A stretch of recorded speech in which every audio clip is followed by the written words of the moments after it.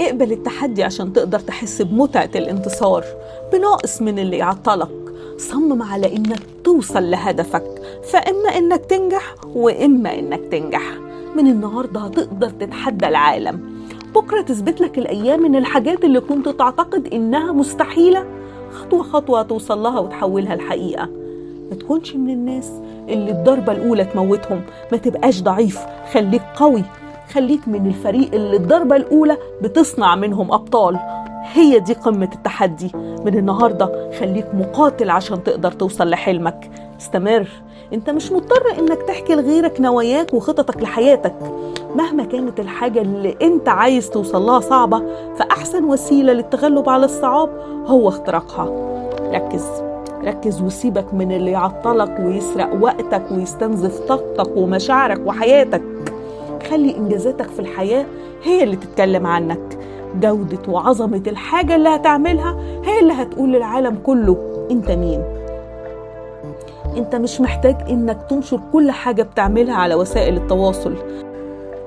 ركز في الحاجة اللي عايز توصل لها بدل ما تركز في نظرة ورأي الآخرين، لأن بمنتهى البساطة في منهم الحاقد ومنهم الحاسد. اعمل كل شيء لنفسك، وإن كنت بتحب التظاهر سيب النتائج تظهر لمعانك. النتائج هي الشيء الوحيد اللي ما تقدرش تزيفه في زمن زاد فيه المزيفين اللي بيتكلموا عمال على بطال عن إنجازاتهم في كل فرصة تتاح ليهم. خليك انت الأصل. الشيء الوحيد الذي لا يزيف هو الأرقام، هو النتائج. خليك انت الشخص ده. اعمل، نفذ في صمت، ما تقولش دي إنجازاتي.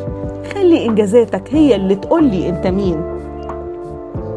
وريني قوتك، خليك زي الإعصار، حيرهم بالصمت واصدمهم بالنتائج. اتعلم فن الصمت واتقن العمل. لازم يكون عندك يقين إن حلمك هيتحقق إذا ركزت في الحاجة اللي بتعملها عشان تحول حلمك لحقيقة. تفانيك في الحاجة اللي بتعملها هو اللي هيظهر النتائج.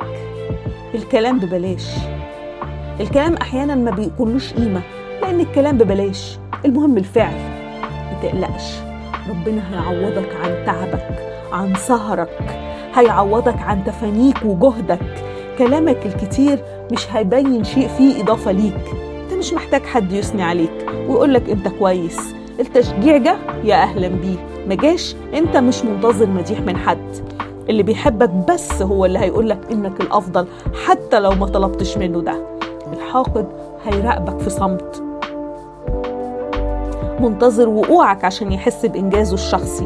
خليك قوي، تقدر تاخد كل اللي انت عايزه إذا صممت على إنك تاخده تصميم كفاية.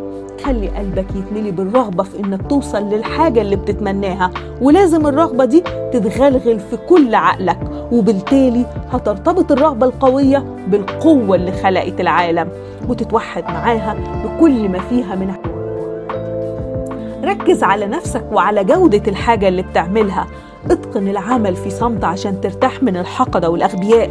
سيب إنجازاتك تقول للجميع انت مين.